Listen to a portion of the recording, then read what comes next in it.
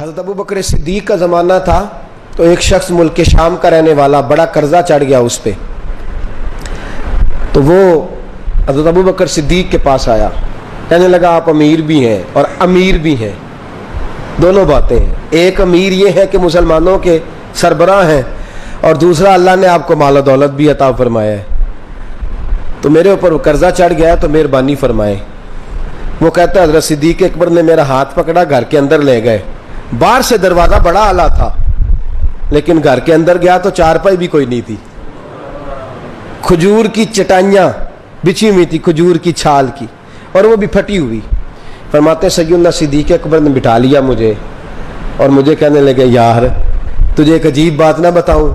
کہ بتائیے۔ فرمانے لگے 3 دن ہو گئے میں نے اناج کا دانہ بھی نہیں کھایا، کھجور کے اوپر گزارا کر لیتا ہوں، میں آج کل حالات میرے ٹھیک نہیں ہیں۔ لگا جی پھر میں کیا کروں؟ تو آپ فرمانے لگے تو عثمان غنی کے پاس جا۔ کس کے پاس؟ شخص کہنے لگا جی مجھے تو بہت سارے پیسے چاہیے۔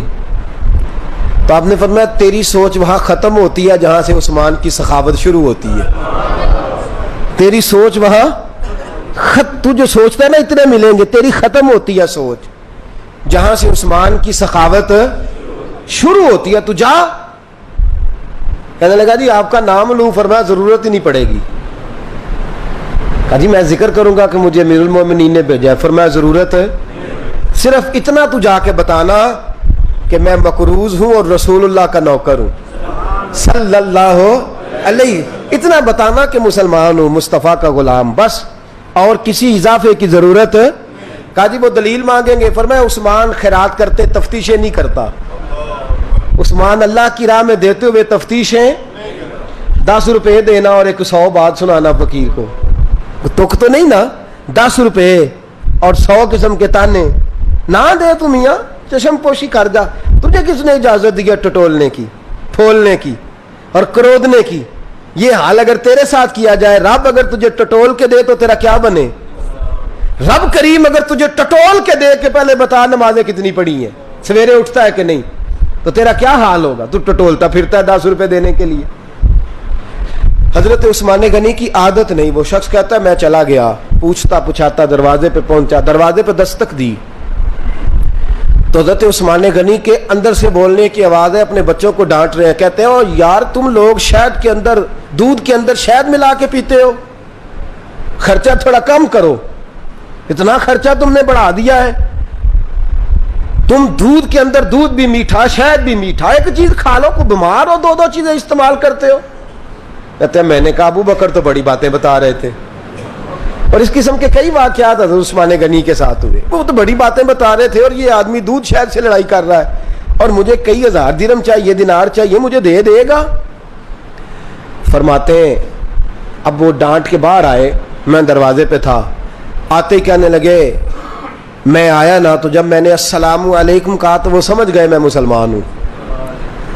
کہتے ہیں وعلیکم کہا تو پہلا جملہ انہوں نے جو بولا وہ ان کے بڑے پن کا مظاہرہ تھا۔ کہنے لگے بچوں کو ایک بات سمجھانی تھی، آنے میں مجھے 1.5-2 منٹ لگ گئے، تو دروازے پہ کھڑا رہا، مجھے معاف کر دینا۔ بڑے لوگوں کی بڑی باتیں، بڑے لوگوں کی بڑی باتیں، اتنا بڑا قد ہے اتنا بڑا اخلاق ہے۔ کہنے لگے تجھے ایک بات بچوں سے کرنے لگ گیا تھا، تجھے انتظار کرنا پڑا، ذرا درگزر کرنا۔ کہتے ہیں پھر انہوں نے دروازہ کھولا، جو اس وقت ان کا ماحول تھا، حویلی کا، ڈرائنگ روم کا، جو بھی، مجھے بٹھایا۔ کہتے ہیں میرے لیے جو پہلی چیز آئی وہ دودھ کے اندر شہد ڈال کے وہ لائے۔ کہتے ہیں میرے دل میں خیال آیا گھر میں جھگڑا کر رہے تھے، مجھے پلایا، اس کے بعد کھجوروں کا حلوہ آ گیا۔ کہتے ہیں میں نے کہا بچوں کو کہہ رہے تھے ایک میٹھی چیز استعمال کرو، میرے لیے 3 آ گئی ہیں، 3 آ گئی، عجیب شخص ہے۔ کہتے ہیں میں لیکن ابھی میرا تصور جمع نہیں، میں نے کہا اتنا تگڑا نہیں جتنا حضرت ابو بکر نے بتایا ہے۔ کہتے ہیں کھلا پلا کے نا پھر پوچھنے لگے کیسے آئے ہو، کیسے آئے ہو؟